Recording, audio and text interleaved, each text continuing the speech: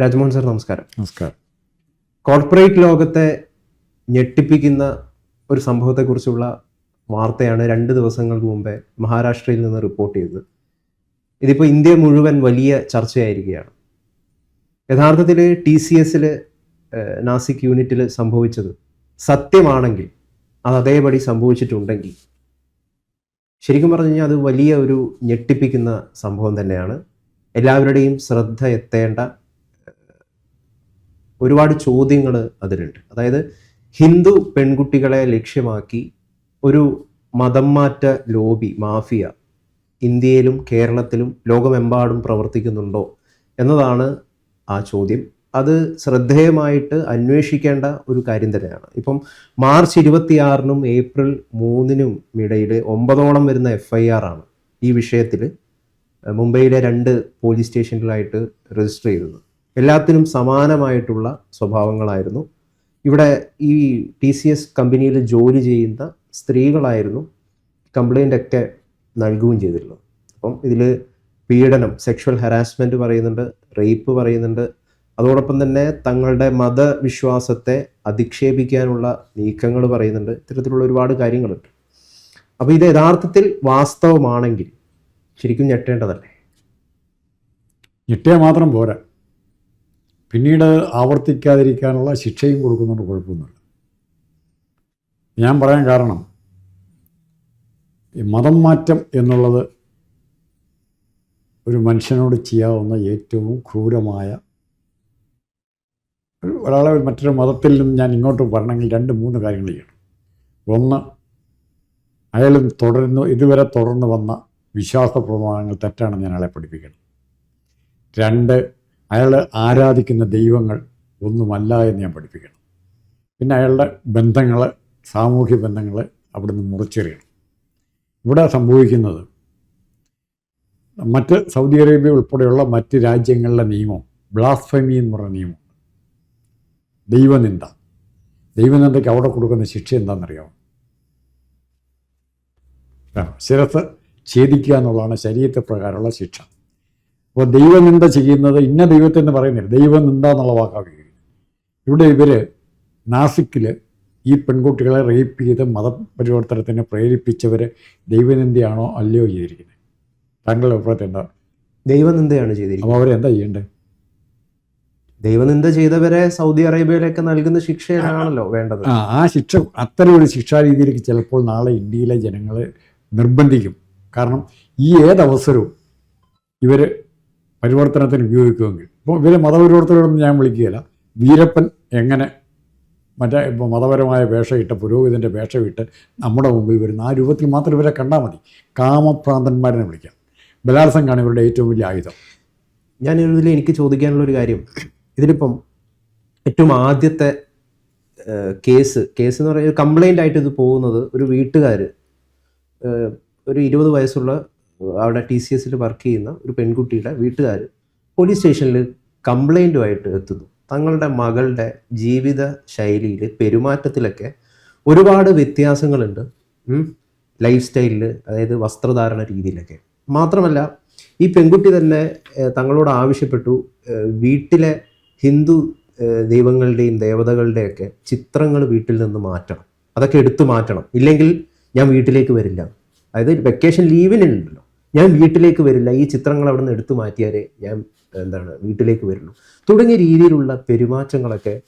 ഇതിലെന്തോ സംശയം തോന്നിയിട്ട് ഇവർ പോലീസ് സ്റ്റേഷനിൽ പോയിട്ടൊരു കംപ്ലൈൻറ്റ് കൊടുക്കും. ഈ കംപ്ലൈൻറ്റ് കൊടുത്തതിന് ശേഷമാണ് യഥാർത്ഥത്തിൽ പോലീസിൻ്റെ ഭാഗത്തു നിന്നുള്ള ഓപ്പറേഷൻ, അണ്ടർ കവർ ഓപ്പറേഷൻ ആരംഭിക്കുന്നത്. ഇവരിവിടെ ക്ലീനിങ് തൊഴിലാളികളായിട്ട് TCSലെ നാസിക് യൂണിറ്റിൽ ജോലിക്ക് പ്രവേശിക്കുന്നു. നമുക്കറിയാം, ഈ ക്ലീനിങ് ജോബ്സൊക്കെ സാധാരണ ഔട്ട്സോഴ്സ് നൽകുകയാണ് ചെയ്യുക, മറ്റ് ഏജൻസികളാണ് റിക്രൂട്ട് ചെയ്യുക. അപ്പം അങ്ങനെ ഇവിടെ ക്ലീനിങ് തൊഴിലാളികളായി എത്തുന്നു. വളരെ കൃത്യമായി 1 മാസത്തെ ഈ അണ്ടർ കവർ ഓപ്പറേഷനിലൂടെ കാര്യങ്ങളെ മുഴുവൻ നിരീക്ഷിക്കുന്നു, പഠിക്കുന്നു. അങ്ങനെയാണ് മറ്റ് പല ഞെട്ടിപ്പിക്കുന്ന സംഭവങ്ങളും ഇതിനെ തുടർന്ന് ഉണ്ടാകുന്നത്. 9ഓളം വരുന്ന സ്ത്രീകളാണ് FIR രജിസ്റ്റർ ചെയ്തിട്ടുള്ളത്. ഇതിൽ ഏറ്റവും ആദ്യത്തെ FIR രജിസ്റ്റർ ചെയ്തത് മാർച്ച് 26-നാണ്. അതിൽ ആ പെൺകുട്ടി, ആ ഹിന്ദു പെൺകുട്ടി പറയുന്ന പരാതി എന്ന് പറയുന്നത്, തൻ്റെ കൊളീഗ്, തൻ്റെ സീനിയർ ആയിട്ടുള്ളൊരു ഉദ്യോഗസ്ഥൻ വിവാഹ വാഗ്ദാനം നൽകി തന്നെ വഞ്ചിച്ചു, തന്നെ പീഡിപ്പിച്ചു എന്നാണ് പറയുന്നത്. ഇയാൾക്ക് രണ്ട് കുട്ടികളും ഒരു ഭാര്യയും ഉണ്ടായിരുന്നു. ഇത് എനിക്കറിയില്ലായിരുന്നു, എന്നെ പറ്റിക്കുകയാണ് ചെയ്തിട്ടുണ്ടായിരുന്നത്. ഇതിനെ തുടർന്ന് ഇതേ സമാന രീതിയിലുള്ള നിരവധി പരാതികൾ പല ഉദ്യോഗസ്ഥരിൽ നിന്നും, അതെ, ഇതേ കമ്പനിയിൽ നിന്നുള്ള. അവിടെ ഞെട്ടിപ്പിക്കുന്ന ഒരു സംഭവം എന്ന് പറയുന്നത് ഇവിടെ ഒരു കൃത്യമായിട്ടുള്ളൊരു ഇന്റേണൽ കംപ്ലൈന്റ് കമ്മിറ്റിയൊക്കെ ഉണ്ട്. പ്രത്യേകിച്ചും ഈ സ്ത്രീകൾ തൊഴിലിടത്തിൽ നേരിടുന്ന പ്രശ്നങ്ങളെയൊക്കെ അഭിമുഖീകരിക്കുന്നത്. അതിന്റെ ലീഡ് ചെയ്തിരുന്നവരാണ് ഈ നിധ ഖാൻ എന്ന് പറയുന്ന ഈ HR മാനേജർ. അവരുടെ അടുത്ത് ഈ കംപ്ലൈന്റുമായിട്ട് ചെന്നപ്പോൾ ഇതൊക്കെ കണ്ടില്ല എന്ന് അടിച്ചൂടെ, ഇതൊക്കെ സാധാരണ സംഭവമല്ലേ എന്നുള്ള രീതിയിൽ ഒഴിവാക്കി വിട്ടു, നിസ്സാരവൽക്കരിച്ചു. ഇപ്പം ആസിഫ് അൻസാരി, ഷാഫി ഷെയ്ഖ്, ഷാറൂഖ് ഖുറേഷി, റാസ മെമൻ, തൗഫീഖ് ഖത്തർ, അതേപോലെ ഈ നിധ ഖാൻ, ഇത്രയും വരുന്ന പ്രതികളാണ് നിലവിൽ ഈ കേസിലുള്ളത്. അവരായിരിക്കും ഉറപ്പില്ല. ഇതുവരെ കണ്ടെത്തിയിരിക്കുന്ന സംശയം വന്നിരിക്കുന്ന ഇവരെയാണ്. നാളെ ഇവർ ഈ TCSന്റെ ഈ ഒരു യൂണിറ്റ് മാത്രമായിരിക്കില്ല, ഇവരൊരു മോഡസ് ഓപ്പറാണ്ടി എന്ന് പറയും. ഇവർ കണ്ടെത്തിയിരിക്കുന്ന ഫലപ്രദമായി ഇൻഫിൽട്രേറ്റ് ചെയ്യാൻ പറ്റിയിരിക്കുന്ന ഒരു മോഡസ് ഓപ്പറാണ്ടിയാണിത്. ഇതിവിടെ ഈ TCS മാത്രമായിരിക്കില്ല. അത് ഞാൻ ആദ്യം പറഞ്ഞതാണ്. ഇതിന് കൊടുക്കേണ്ട പണി കണ്ടെത്തിയാൽ മാത്രം പോരാ, കുറ്റവാളികളെ കണ്ടെത്തി കൊടുക്കേണ്ട ശിക്ഷയും കൂടെ തീരുമാനിക്കണം. ഇവിടെ ഇന്ത്യ ലിബറലാണ്, മതേതര രാജ്യമാണ്. അതുകൊണ്ട് നമ്മുടെ ഇവിടെ ശിക്ഷ കുറവാണ്. അത് ദൗർബല്യമായി മുതലെടുക്കാൻ വരുന്ന ഇത്തരം കാമഭ്രാന്തന്മാരെ എന്നാ പറയാം, അല്ല മതഭ്രാന്തന്മാരെ അതേ രീതിയിൽ നിലക്ക് നിർത്താൻ നോക്കണം. ഇത് മതപ്രചാരം നല്ല നടക്കുന്ന ഇവരെ. ഇത് ഖുറാനിൽ വേറൊരു വംശത്തിലെ സ്ത്രീയെ ബലാത്സംഗം ചെയ്തിട്ട് നീ നമ്മുടെ മതത്തിലേക്ക് ചേർത്തോളാൻ പറഞ്ഞൊരു മതം ഉണ്ടെങ്കിൽ ആ മതം വേണ്ടെന്ന് വെക്കട്ടെ. ആലോചിക്കുക, നമ്മുടെ വേറൊരു സ്ത്രീയെ ബലാത്സംഗം ചെയ്തിട്ട് നമ്മുടെ മതത്തിൽ ചേർക്കാൻ ഉപദേശിക്കുന്ന മതം ഉണ്ടെങ്കിൽ ആ മതം എന്താ? അത് എന്തുകൊണ്ടാണ് ഈ ഭയം എന്തുകൊണ്ടാണ് ഉണ്ടാകുന്നതെന്നാണ്. അതായത് നിങ്ങൾക്ക് നെറ്റിയിൽ ചന്ദനക്കുറി തൊടാൻ അല്ലെങ്കിൽ മറ്റേതെങ്കിലും അത്തരം കാര്യങ്ങൾ തൊട്ട് നടക്കാൻ ഭയം, പേടി, അതെന്തുകൊണ്ട്? ആരാ ഉണ്ടാക്കുന്നത് ആ ഭയം? അതിലൊരു ഇസ്ലാമിന്റെ അല്ല, എനിക്ക് നിരവധിയായിട്ടുള്ള അത്തരത്തിലുള്ള ആളുകളെ പരിചയമുണ്ട്. ദൈവ ആരാധകരാണ്, പക്ഷെ ഇവരത് പുറമെ മറച്ചു പിടിക്കും. താൻ ഹിന്ദു വിശ്വാസിയല്ല എന്ന് പുറമെ കാണിക്കാനായിട്ട് നെറ്റിയിൽ ചന്ദനം തൊടില്ല, കുറി തൊടില്ല, ഇതൊക്കെ മായ്ക്കും. മറ്റെവിടെയെങ്കിലും പോകുമ്പോൾ ഇതൊക്കെ മായ്ച്ചു കളയും. ഈ ഭയം എന്തുകൊണ്ടാണ്? ഈ ഭയം വളരെ സൈക്കോളജിക്കലായിട്ടുള്ള വിഷയമാണത്. എന്തുകൊണ്ടാണ് ഇതുണ്ടാവുന്നത്? എല്ലാ സംഘടിത മതങ്ങളും, സെമിറ്റിക് റിലീജിയൻ സംഘടിത മതങ്ങളും നിലനിൽക്കുന്നത് ഭയത്തിൻ്റെ ബലത്തിലാണ്. അതിൽ വിശ്വാസികളെ ഭയപ്പെടുത്തുകയില്ല. ദൈവകോപം എന്ന് പറഞ്ഞ സാധനമാണ്. ദൈവത്തിനൊരിക്കലും നമ്മളെ മനസ്സിലുള്ള ഉദാത്തമായ സങ്കല്പമാണ് ദൈവമെങ്കിൽ ദൈവത്തിനൊരിക്കലും കോപം വരികയില്ല. ദൈവം ഒരിക്കലും ശിക്ഷിക്കുകയല്ല, രക്ഷിക്കാനാണ്. പക്ഷെ മറ്റ് സെമിറ്റിക് മതങ്ങളുടെ പ്രത്യേകത എന്ന് പറഞ്ഞാൽ ദൈവം കോപം, ദൈവത്തെ അനുസരിച്ചില്ലെങ്കിൽ നീ ശിക്ഷിക്കപ്പെടും എന്നുള്ള ആ ഭയം ചെറുപ്പത്തിൽ തന്നെ, കൊച്ചു കുട്ടിയായിരിക്കുമ്പോൾ തന്നെ വളർത്തിയെടുക്കുകയാണ്. അത് കുറേ കഴിയുമ്പോൾ ദൈവം എന്നുള്ളതിൻ്റെ റെപ്രസെൻറ്റേറ്റീവായിട്ട് മതപുരോഹിത രംഗത്ത് വരും. ദൈവമായിട്ട് ആരും ബന്ധമില്ല. എന്നിട്ട് ദൈവത്തിന് വേണ്ടി സംസാരിക്കുന്ന ആരാ? ഈ പൗരോഹിത്യമാണ് സംസാരിക്കുന്നത്. ഇപ്പോൾ പൗരോഹിത്യം അതിൻ്റെ താല്പര്യങ്ങൾ, സാമ്പത്തിക താല്പര്യങ്ങളാകാം, മുമ്പേ പറഞ്ഞ പോലെ സെക്സിൻ്റെ താല്പര്യങ്ങളാകാം, അതിൻ്റെ താല്പര്യങ്ങൾക്ക് വേണ്ടി ദൈവഭയത്തെ ഉപയോഗിക്കും. അതിന് ഉദാഹരണങ്ങൾ വേണേൽ പറയാം, ഇഷ്ടംപോലെ പറയാം. ദൈവഭയത്തെ ഉപയോഗിക്കും. ഈ ഭയം ഇവിടെ ആർക്കൊക്കെ ഉണ്ടെന്ന് ഞാൻ വളരെ കൃത്യമായിട്ട് പറഞ്ഞുതരാം. പ്രതിപക്ഷ നേതാവ് VD സതീശന് ഈ ഭയമുണ്ട്, രാജ്മോഹൻ ഉണ്ണിത്താന് ഈ ഭയമുണ്ട്, അതുപോലുള്ള മറ്റു പല നേതാക്കൾക്ക് ഈ ഭയമുണ്ട്. പക്ഷെ നരേന്ദ്രമോദിക്ക് ഈ ഭയമില്ല. അദ്ദേഹം വളരെ ചന്ദനൊക്കെ പൂശി, നെറ്റിയിലും പൂശി നടക്കുകയാണ് ചെയ്യുന്നത്. ഇന്ത്യയുടെ പ്രധാനമന്ത്രിയാണെന്ന് പറഞ്ഞിട്ട് അതിൻ്റെ പേരിൽ അദ്ദേഹത്തിന് നിരവധിയായിട്ടുള്ള വിമർശനങ്ങളും ആക്ഷേപങ്ങളും നേരിടേണ്ടി വരുന്നു. കാരണം നാണമില്ലേ ഇയാൾക്ക്? ഇത്രയും മറ്റു പല മതസ്ഥർ താമസിക്കുന്ന ഇന്ത്യയിൽ ഒരു പ്രധാനമന്ത്രി നെറ്റിയിൽ ചന്ദനവും കഴുത്തില് കാവിയും ഒക്കെ ഷാളൊക്കെ ധരിച്ചുകൊണ്ട് നടക്കുന്നു. ഇങ്ങനെ വിമർശിക്കുന്ന ആളുകളുണ്ട്. വിമർശിക്കുന്നതിന്റെ കാരണം മതത്തിന്റെ ഐഡന്റിറ്റി സൃഷ്ടിക്കുന്നത് എങ്ങനെയാണ്? ഇപ്പോൾ ഇസ്ലാമിക് ഐഡന്റിറ്റിയെ കുറ്റപ്പെടുത്തി പറയല്ല, അതുകൊണ്ട് കുഴപ്പമില്ല, നല്ലതുമല്ല ചീത്തയല്ല. ഇടത്തോട്ടാണ് മുൻകൊടുക്കുന്നത്. ഭൂരിഭാഗം വരും. എല്ലാവരും വലത്തോട്ട് മുൻകൊടുക്കും, ഇവർ മാത്രം ഇടത്തോട്ട് മുൻകൊടുക്കുന്നത്. എല്ലാവരും താടി വളർത്തുമ്പോൾ ഇവർ താടി ഷേവ് ചെയ്ത് കളയുമ്പോൾ ഇവരുണ്ടായിരുന്നു. അപ്പോൾ മറ്റുള്ളവരിൽ നിന്ന് നിങ്ങളെ കാഴ്ചയിൽ തന്നെ ഒരു ഐഡന്റിറ്റി വ്യത്യാസം ഉണ്ട് എന്ന് പഠിപ്പിക്കുക. എന്തിനാ പർദ്ദ ധരിക്കുന്നത്? മറ്റുള്ളവരിൽ ധരിക്കുന്ന ഡ്രസ്സിൽ നിന്ന് വ്യത്യാസം.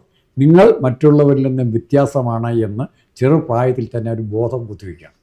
നിങ്ങൾ വ്യത്യാസം ഉണ്ടെന്ന് പറഞ്ഞാൽ നിങ്ങൾ അടുത്ത പറയാൻ പോകുന്ന നിങ്ങൾ സുപ്പീരിയറാണ്. അതായത് ഒരു സെപ്പറേറ്റ് ആയിട്ടുള്ള ഒരു സമൂഹത്തിൽ നിന്ന് വളരെ സെപ്പറേറ്റ് ആയിട്ട് മാറി നിൽക്കുന്ന ഒരു ഐഡന്റിറ്റി ഞങ്ങൾക്കുണ്ട് എന്ന് കാണിക്കുക.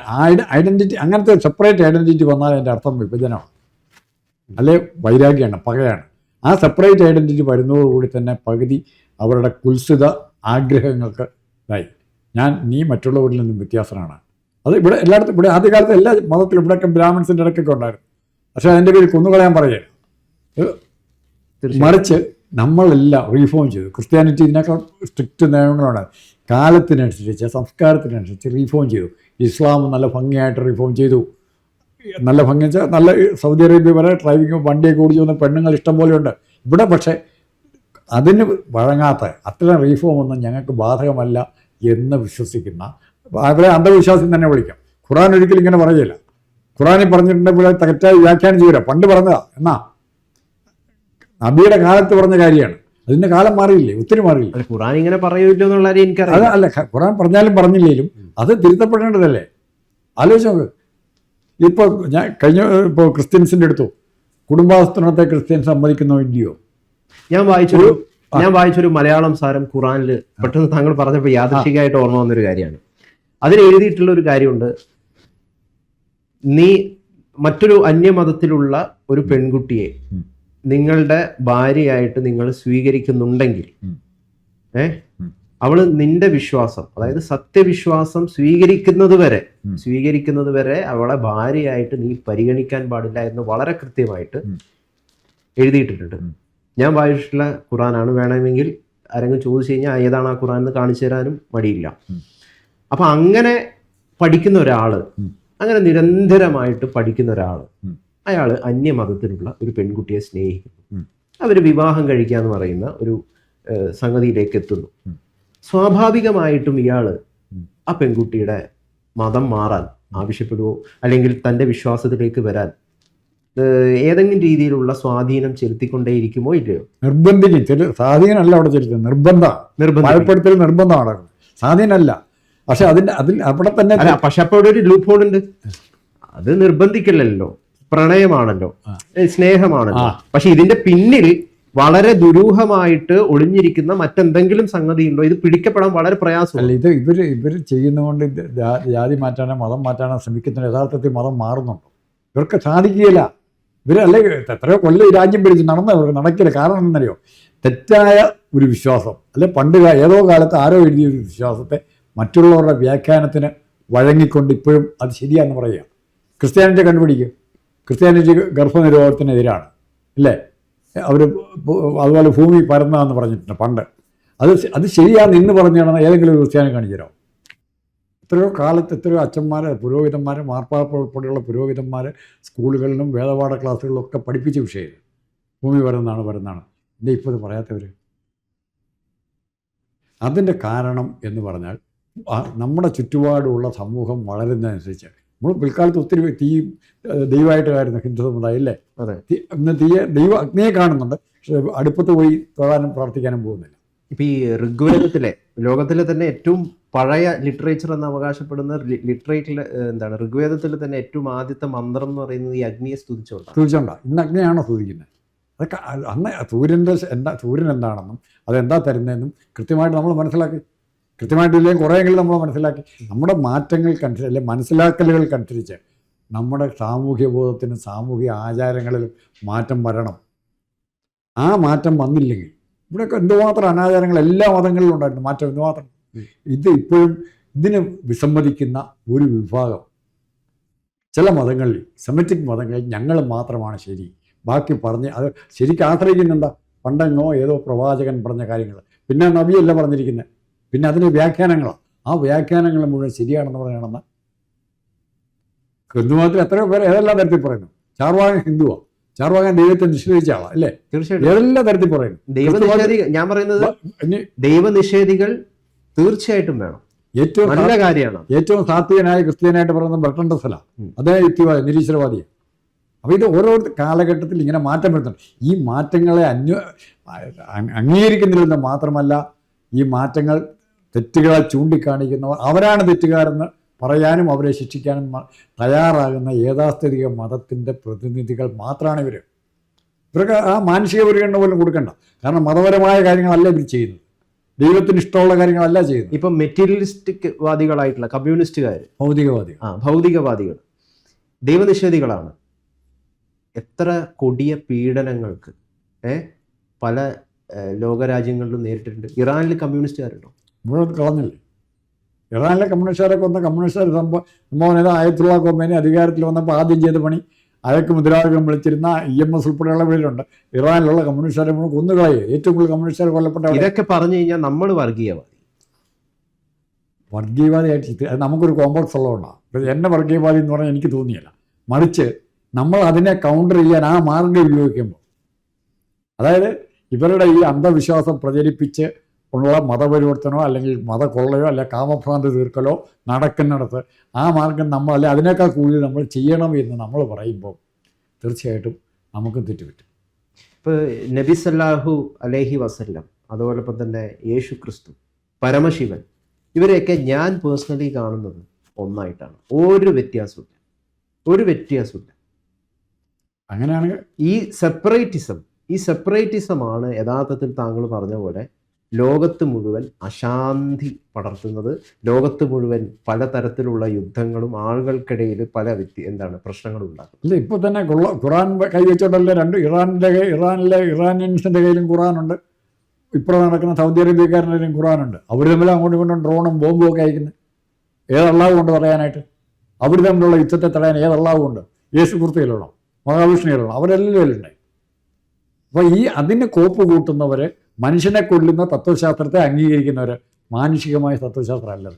നമ്മൾക്ക് ഈ വിഷയത്തിലേക്ക് TCSലെ വീണ്ടും കൊണ്ടുവരണം. ഈ വിഷയം യഥാർത്ഥത്തിൽ ഒരു ഐ ഓപ്പണറാണ്. അത് യഥാർത്ഥത്തിൽ ഒരു വസ്തുതയാണെങ്കിൽ, അതൊരു സത്യമാണെങ്കിൽ, അത് ശരിക്കും പറഞ്ഞു കഴിഞ്ഞാൽ വളരെയധികം ഞെട്ടിപ്പിക്കുന്ന, തീർച്ചയായിട്ടും സമൂഹം ചർച്ച ചെയ്യേണ്ട, ശ്രദ്ധിക്കേണ്ട ഒരു സംഗതി തന്നെയാണ്. പ്രത്യേകിച്ചും ഈ നാട്ടിൽ പെൺമക്കളുള്ള മാതാപിതാക്കൾ തീർച്ചയായിട്ടും ശ്രദ്ധിക്കേണ്ട കാര്യമാണ്. ഒരു സംശയമില്ല ആ കാര്യത്തിൽ. ഇവരുടെ മോഡസ് ആപ്പറാൻഡി പ്രവർത്തിച്ചത് വളരെ ഒരു പ്രത്യേക രീതിയിലാണ്. അതായത് മാനസിക പ്രയാസങ്ങൾ അനുഭവിക്കുന്ന സ്ത്രീകൾ, പെൺകുട്ടികൾ, പ്രത്യേകിച്ചും 18-നും 25 വയസ്സിനൊക്കെ ഇടയിൽ പല രീതിയിലുള്ള മാനസിക പ്രയാസങ്ങളും മൂഡ് സ്വിങ്സ് ഒക്കെ അനുഭവിക്കുന്ന ഒരുപാട് സ്ത്രീകളുണ്ട്, പെൺകുട്ടികളുണ്ട്.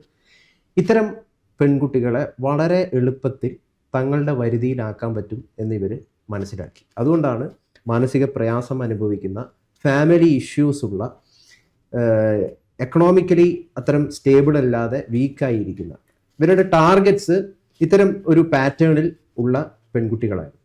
കാരണം എന്തുകൊണ്ടാണെന്ന് വെച്ചാൽ ഇവരെ പെട്ടെന്ന് വലയിലാക്കാൻ പറ്റും. ഡിപ്രസ്ഡ് പേഷ്യൻസ് ആണ് കൂടുതൽ അവരുടെയൊക്കെ. ഡിപ്രഷൻ അനുഭവിക്കുന്നവരെ പെട്ടെന്ന് കീഴ്പ്പെടുത്താൻ പറ്റും. പിന്നെ ഏത് ബുദ്ധിമുട്ട് അനുഭവിക്കുന്നവനും ഒരു തണലിലേക്ക് ചാരാൻ ആഗ്രഹിക്കും. നമ്മൾ ബസ്സൊക്കെ നല്ല തിരക്കുണ്ട്, സിമ്പിളായിട്ടുള്ളത്, വളരെ സിമ്പിളായിട്ട് എടുത്തു. നമ്മൾ ഏതെങ്കിലും കമ്പിയെ പിടിച്ച് നിൽക്കാനോ ചാരി നിൽക്കാനോ നോക്കും, കമ്പിയിലല്ലേ? കാരണം നമ്മൾ ആ സമയത്ത് നമ്മുടെ ശരീരം ബോഡി ദുർബലമാണ്. അതുപോലെ മാനസികമായി ദൗർബല്യം വരുമ്പോൾ നമ്മൾ ആശ്വസിപ്പിക്കുന്ന ഒന്നിലേക്ക് എന്നെ ആശ്വാസമായിരിക്കും. സാമ്പത്തിക സഹായം ചെയ്തോ അല്ലെങ്കിൽ ആശുപത്രി കൊണ്ട സഹായം ചെയ്തോ, ബ്ലഡ് തന്നാൽ മതി, ആശുപത്രി കിടക്കുമ്പോൾ ബ്ലഡ്. ഇങ്ങനെ നമ്മളെ ആശ്വസിപ്പിക്കാൻ വരുന്നവരിലേക്ക് ചായാനുള്ള എല്ലാ മനുഷ്യൻ്റെയും മനസ്സിൻ്റെ ടെൻഡൻസിയാണ് ഈ മൃഗങ്ങൾ ദുരുപയോഗം ചെയ്യുന്നത്. അത്രേ പറയാനുള്ളത്. പ്രണയം എന്ന് പറയുന്നത് വളരെ പവിത്രവും ദിവ്യവുമായിട്ടുള്ളൊരു കൺസെപ്റ്റാണ്. പക്ഷേ താൻ പ്രണയിക്കുന്ന ഒരാൾ തൻ്റെ മതത്തിലേക്ക് വരണം, എങ്കിലേ ആ പ്രണയം പൂവണിയൂ അല്ലെങ്കിൽ അത് പൂർത്തിയാകൂ എന്ന് പറയുന്ന വളരെ വൃത്തികെട്ടതായിട്ടുള്ള, വളരെ നീചമായിട്ടുള്ള ഒരു ചിന്താ സ്വഭാവമാണ്, ഒരു ചിന്താ രീതിയാണ്. ഒരു തർക്കമില്ല ആ സമയത്ത്. അവിടെ എന്താണ് അപ്പോൾ വർക്കൗട്ട് ആവുന്നത്? പ്രണയമാണോ അതോ ഇയാളുടെ അജണ്ടയാണ്? ഇത് ഇയാളുടെ അജണ്ട എന്ന് പറഞ്ഞാൽ ഇയാൾ മതപരിവർത്തനം എന്നുള്ള അജണ്ട അയാൾ കൊണ്ടു നടക്കുന്ന അജണ്ടയാണ്. അയാൾക്കും ആ ഒരു മതത്തിലേക്ക് പറഞ്ഞാൽ അയാൾക്ക് അവൻ്റെ മറ്റേ പരിപാടിക്ക് നടത്തണം, അല്ലെങ്കിൽ അത് മാത്രമേ ഉള്ളൂ. എന്ത് മതമുള്ളത് അങ്ങനെ പരിവർത്തനം ചെയ്യുന്ന മതം എന്ന് പറയാൻ പറ്റും? മൃഗങ്ങളുടെ ഒരു കൂട്ടം എന്നല്ലേ പറയാൻ പറ്റും? ഇവരുടെ ചിലപ്പോൾ കുറച്ചൊരു എണ്ണം കൂടും, അത്രേ ഉള്ളൂ. അങ്ങനെയാണ് മതപരിവർത്തനം. അങ്ങനെയാണ് ചെയ്യുന്നതെങ്കിൽ അത് മതപരിവർത്തനം അല്ല. നമ്മളതിന് സാങ്ക്ടിറ്റി കൊടുക്കരുത്. വെറും കാമഭ്രാന്തന്മാരുടെ പേക്കൂത്തും തന്നെ പറയണതിന്. അല്ലാതെ തന്നെ അതിന് ഇവർ ഉപയോഗിക്കുന്നു. ഖുറാനെ അങ്ങനെ ചെയ്യുന്നുണ്ടല്ലോ, അങ്ങനെ ചെയ്യുന്നുണ്ട്. അല്ല അതിന് ഇവർ ഖുറാനെയും ബൈബിളിനെയും ഗീതയും ഭഗവത്ഗീതയും എല്ലാം ഉപയോഗിക്കുകയാണ്. അപ്പം ആ സിസ്റ്റത്തിനെ അത് കാണുമ്പോൾ തന്നെ സംഘടിതമായിട്ട് ചെയ്യുന്നുണ്ടെങ്കിൽ അതിനെ ഇല്ലാതാക്കാനുള്ള ശ്രമവും അധിക സ്റ്റേറ്റിൻ്റെ ഭാഗത്തുനിന്നുണ്ടാകണം. ഒരു മതത്തിൻ്റെ ഭാഗത്തു നിന്നല്ല, സ്റ്റേറ്റിൻ്റെ ഭാഗത്തു നിന്നുണ്ടാകണം. ഉറപ്പായിട്ടും ഇന്നല്ലെങ്കിൽ നാളെ ഉണ്ടാവും തന്നെയാണ്. ഇപ്പൊ കേരള സ്റ്റോറി എന്ന് പറയുന്ന സിനിമ, ആ സിനിമയിൽ ആദ്യം അവർ അവതരിപ്പിച്ചൊരു കണക്ക് എന്ന് പറയുന്നത് വളരെ എക്സാജറേറ്റഡ് ആയിട്ടുള്ള കണക്കായിരുന്നു. 32,000 വരുന്ന സ്ത്രീകൾ പോയിട്ടുണ്ട് എന്നുള്ളതായിരുന്നു. അത് തെറ്റാണ്, അത് എക്സാജറേറ്റഡ് ആണ്, അത് ശരിയല്ല. പക്ഷേ കേരളത്തിൽ നിന്ന് നിരവധിയായിട്ടുള്ള ഇത്തരം കൺവേർട്സ് വഞ്ചിക്കപ്പെട്ട് കൺവേർട്ടായി ISIS-ലേക്ക് അടക്കം അതെ പോയിട്ടുള്ള ആളുകൾ ഈ കേരളത്തിൽ ഉണ്ടെന്നേ. സ്ത്രീകളായിട്ടുള്ള ആളുകളില്ലേ, എന്താ ഇവരത് മറച്ചു വെക്കുന്നത്? അത് പറയാൻ എന്തുകൊണ്ടാ മടി? അല്ല അവരുടെ അത്തരത്തിലുള്ള 3 സ്ത്രീകളുടെ ഒരു സ്റ്റോറി ആയിരുന്നു ഈ കേരള സ്റ്റോറി പോർട്രേ ചെയ്തത്. പക്ഷെ അത് എങ്ങനെ എടുത്തു, അതിന്റെ ആസ്തറ്റിക്കിലൊക്കെ പല രീതിയിലുള്ള പ്രശ്നങ്ങൾ ഉണ്ടായിരിക്കാം. പക്ഷെ ഇത്തരം വിഷയങ്ങൾ കേരളത്തിൽ ഉണ്ടായിട്ടുണ്ട്. ഈ മതേതര പുരോഗമന കേരളത്തിൽ ഉണ്ടായിട്ടുണ്ട് എന്ന് പറയുന്ന ഒരു വസ്തുതയാണ്. എന്താ സംശയത്തിൽ? അത് നമ്മൾ സംശയമില്ല. പക്ഷെ ആ കേരള സ്റ്റോറി 3 എണ്ണത്തിൻ്റെ കാര്യമില്ല. 32,000 പകരം 3 പേരെയെങ്കിലും ഇങ്ങനെ തെറ്റായ രീതിയിൽ കൺവേർട്ട് ചെയ്തിട്ടുണ്ടെങ്കിൽ അത് ആര് ചെയ്തെന്ന് പറഞ്ഞാൽ, ഏത് മതത്തിലേക്ക് ചെയ്തെന്ന് പറഞ്ഞാൽ തെറ്റാണെന്ന് പറയാൻ ഇവിടുത്തെ പുരോഗമനവാദികൾക്ക് കഴിഞ്ഞില്ലെങ്കിൽ കഴിയില്ല. കഴിയാത്തതിന് പിന്നിൽ നമ്മൾ നേരത്തെ പറഞ്ഞ കാരണമുണ്ട്. ഭയം, ഭയം, അംഗീകാരം, പൈസ, ഭയം, വിദേശ പര്യടനം. ഞാൻ സാറെടുത്ത് നേരത്തെ പറഞ്ഞല്ലോ, നെറ്റിയിൽ ഒരു ചന്ദനക്കുറി തൊടാൻ തന്റെ മതവിശ്വാസം ഇതാണ് എന്ന് പ്രകടിപ്പിക്കാൻ ഭയമുള്ള ആളുകൾ ജീവിക്കുന്ന നാടായത്. അത് ഭയം അങ്ങനെ എല്ലാവർക്കും ഭയമില്ല, എനിക്കായാലും ഭയമില്ല. താങ്കൾക്ക് ഭയം ഉണ്ടാവില്ല, പക്ഷേ അത്തരം ഭയമുള്ള ആളുകൾ ഉണ്ട്. അത് കാണും, അതോ ചുരുക്കം ചിലർ കാണും, ചില ഏരിയയിൽ കാണും, എല്ലായിടത്തൊന്നും കാണില്ല. അപ്പൊ തിരിച്ച് നാളെ നിസ്കാരത്തരമുള്ളവനെ നോക്കുകയാണ്. രാജ്മോഹൻ ഉണ്ണിത്താന് അത്തരത്തിലുള്ള ഭയം ഉണ്ടായില്ലേ കാസർഗോഡ് പോയപ്പോ? അതിന്റെ പേര് ഭയം എന്നല്ല, പിന്നെന്താണ് സ്വന്തം താല്പര്യം രക്ഷിക്കാൻ വേണ്ടി തൽക്കാലം ചന്ദനങ്ങൾ തൂത്തി വെച്ച് ഈ മണ്ണന്മാരെ പറ്റിക്കാം, വോട്ട് പിടിക്കാം എന്നുള്ള കണക്കൂട്ടൽ മാത്രം ചെയ്താൽ വേറെ കാര്യമൊന്നുമില്ല. എന്തായാലും ഭയമുള്ളവരെ, ഇത്തരത്തിൽ മാനസികമായിട്ട് പ്രശ്നങ്ങൾ അനുഭവിക്കുന്ന ആളുകളെ മതം മാറ്റാൻ വളരെ എളുപ്പമാണ് എന്ന് തൽപര കക്ഷികൾ മനസ്സിലാക്കി വെച്ചിട്ടുണ്ട് എന്നത് മാത്രം തൽക്കാലം അറിയുക.